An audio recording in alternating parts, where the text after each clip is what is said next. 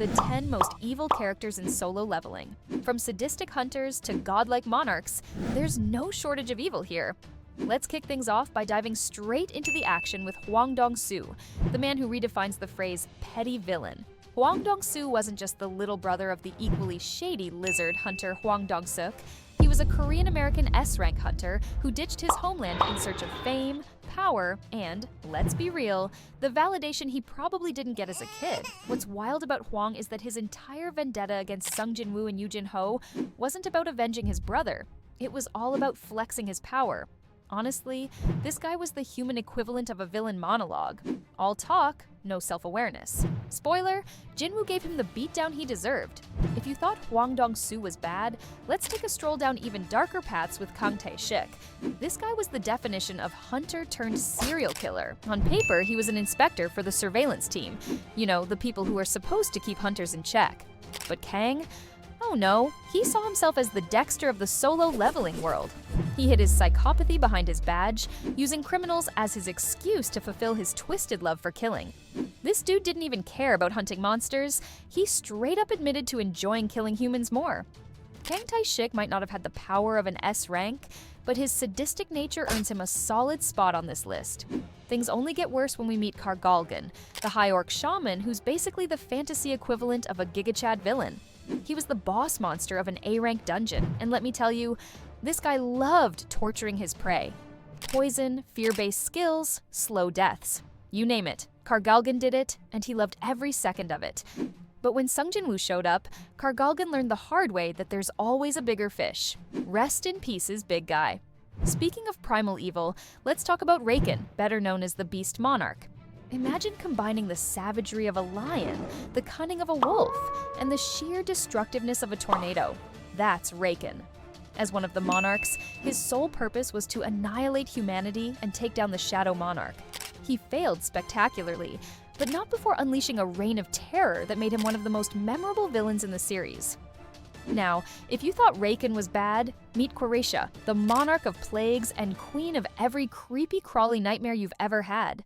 This bug-loving villain was the architect of insect-related disasters, including the infamous Jeju Island raid. Her sadism went beyond destruction. She loved toying with her victims, drawing out their suffering before delivering the final blow. Oh, and she also helped orchestrate the death of national-level hunter Christopher Reed. Truly, she was one monarch who made your skin crawl, literally. Moving on from plagues to dragons, we have Kamish, the boss monster of the first S-rank gate. This guy wasn't just a dragon, he was the dragon, serving as a former subordinate of the Monarch of Destruction. Kamish single-handedly wrecked America's west coast, earning his place as humanity's greatest calamity. Even after death, when Jin-woo revived him, Kamish's first instinct was to go full Godzilla. Talk about commitment to the villain lifestyle. But wait, there's more. Remember the Ant King? This apex predator was the hidden boss of the Jeju Island S-rank gate, and arguably one of the most arrogant villains in the series.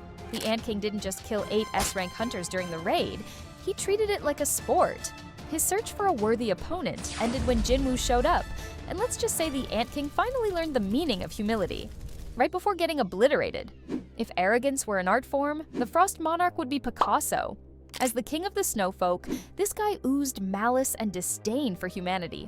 What set him apart from the other monarchs was his calculated approach to evil. He wasn't about unnecessary carnage, he preferred to focus his malevolence on one target, Sung Jin-woo. But in his quest to prevent Ashbourne's resurrection, the Frost Monarch underestimated Jin-woo and got iced out of existence. And then there's Antares, the Monarch of Destruction, the final boss, and the embodiment of chaos. This guy wasn't just evil, he was the ultimate giga-villain. Antares had zero chill and a 100% destruction rate. He didn't just kill, he annihilated, leaving no survivors in his wake. But even in his madness, Antares had principles, offering Jin-woo a deal to stop the invasion if he joined forces with him. Naturally, Jin-woo said no, leading to one of the most epic showdowns in manhwa history. Finally, we have the architect, the systems creator, and the puppet master behind so much of the chaos in Solo Leveling.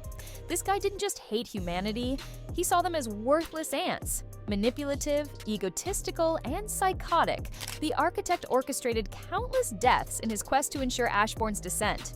If there's one character who truly defines playing God, it's this guy. His defeat marked Jinwoo's full transformation into the Shadow Monarch, finally ending his reign of terror.